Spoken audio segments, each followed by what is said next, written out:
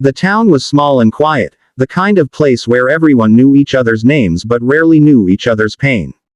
Every morning, the sun rose gently over the narrow streets, touching the old houses with soft light.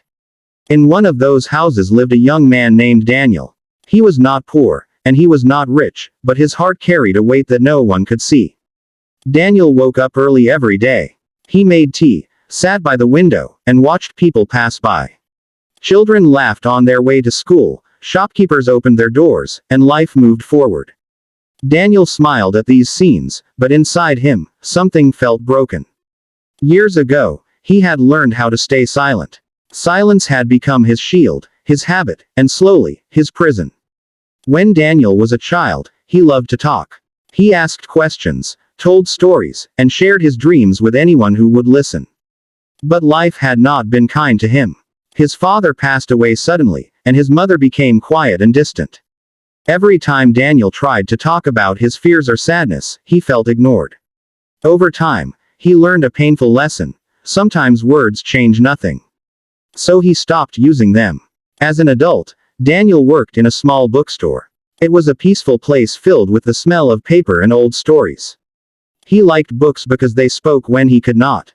He arranged shelves carefully, cleaned the counter, and helped customers with a polite smile. People thought he was kind but shy. They did not know how much he wanted to speak, to explain, to share what lived inside him. One rainy afternoon, a woman walked into the bookstore. Her name was Emily. She had tired eyes and wet hair, and she looked like someone who had walked a long way without knowing where she was going.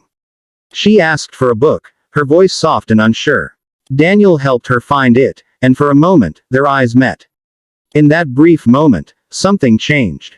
Emily started coming to the bookstore often. Sometimes she bought books, sometimes she just looked around. She liked to sit near the window and read.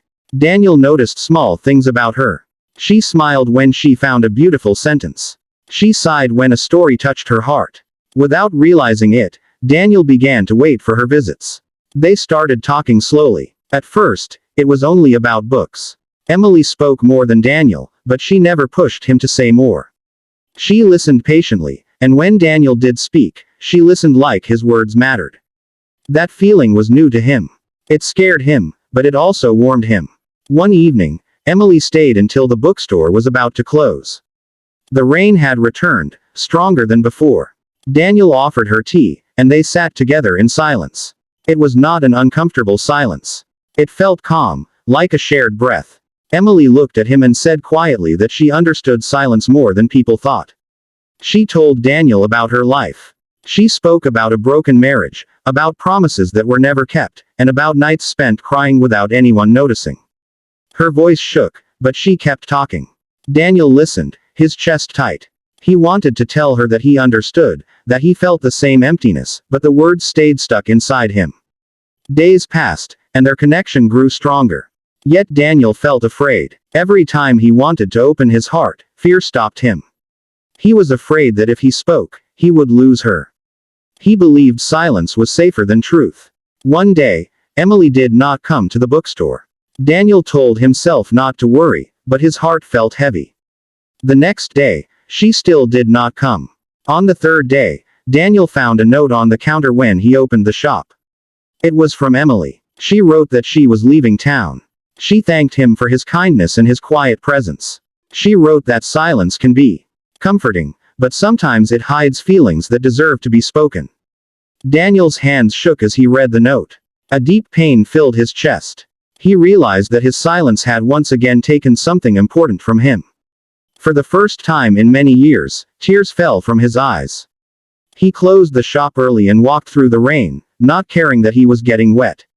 He went to the train station, holding the note tightly. His heart was beating fast, and his mind was full of fear. When he reached the platform, he saw Emily standing there with a small bag. She looked surprised when she saw him. For a moment, Daniel almost turned back. Silence called him again, offering safety. But something inside him broke free. He took a deep breath and spoke. His voice was weak, but it was real. He told her that he cared, that her presence had changed his life, and that his silence was not a lack of feeling, but a fear of loss. Emily listened with tears in her eyes. She told him that she did not need perfect words. She only needed honesty. The train arrived, and time seemed to stop. Daniel felt fear, hope, and pain all at once.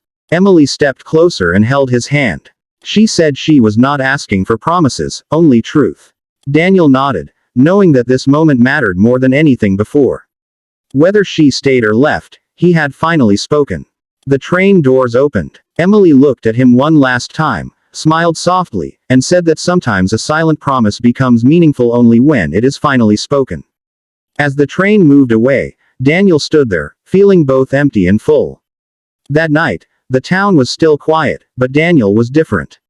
He understood that silence had protected him once, but it had also held him back.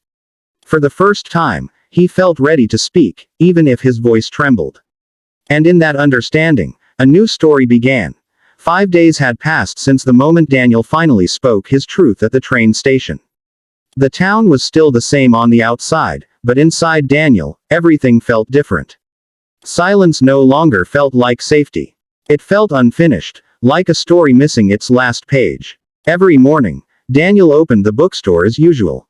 He cleaned the shelves, arranged the books, and smiled at customers, but his mind often drifted back to Emily. He did not know where she was or if she thought about him.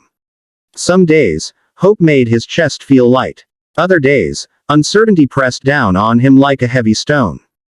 Daniel began to notice how much he had changed. He spoke more with customers, asking them what kind of stories they liked. His voice still felt unfamiliar, but it no longer scared him. Each word was a small step forward, a quiet victory over the fear that had ruled his life for so long. One evening, while closing the shop, Daniel found an envelope on the counter. His name was written on it in handwriting he recognized instantly. His heart started racing. He stood still for a long moment, afraid to open it, afraid of disappointment. Finally, he took a deep breath and unfolded the letter. Emily wrote that she had left town but could not leave her feelings behind. She wrote about the train ride, about watching the town disappear through the window, and about the moment Daniel's words reached her heart. She said his honesty had stayed with her, echoing in her thoughts during long, lonely nights. She explained that she needed time to heal, time to understand herself. But she also wrote that some connections do not fade with distance. She asked him to write back, not with perfect sentences, but with truth. Daniel held the letter close, feeling warmth spread through his chest. That night, Daniel sat at his small table with a blank sheet of paper. Writing felt easier than speaking, yet it still made him nervous. He stared at the page for a long time. Then he began to write slowly. He wrote about his childhood, about his father's death, and about how silence became his way of surviving. He wrote about the bookstore, the quiet mornings, and the way Emily's presence had changed those ordinary days into something meaningful. Days turned into weeks as letters traveled between them. With every letter, Daniel felt lighter. He shared his fears, his regrets, and his small joys. Emily shared her healing, her doubts, and her growing strength. Their words built a bridge across the distance, a bridge made of honesty and patience. One afternoon, Daniel received a final letter from Emily. This one was shorter, but it carried a weight he could feel before he even read it. She wrote that she was coming back to town. Not because she needed him, but because she wanted to see where truth had first found its voice. The day she returned, the sky was clear and bright. Daniel waited at the bookstore, his hands shaking as he arranged books that were already perfectly placed. When the bell above the door rang, his heart skipped a beat. Emily stood there, smiling softly, her eyes filled with both courage and emotion. They looked at each other for a long moment, letting silence settle between them. But this silence was different. It was not fear or avoidance. It was understanding. Daniel was the first to speak. He welcomed her back, his voice calm and steady. Emily smiled, clearly moved. They walked through the town together, talking about small things at first. Gradually, their conversation deepened. Emily spoke about how leaving had helped her face her pain instead of running from it. Daniel spoke about learning that silence can hide the heart, but words can heal it. As the sun began to set, they stopped by the river. The water moved gently, reflecting the orange and pink colors of the sky. Emily turned to Daniel and asked him what he wanted now. The question was simple, but it carried great meaning. Daniel thought carefully. For the first time, he did not rush to hide behind silence. He said he wanted honesty, even when it was difficult.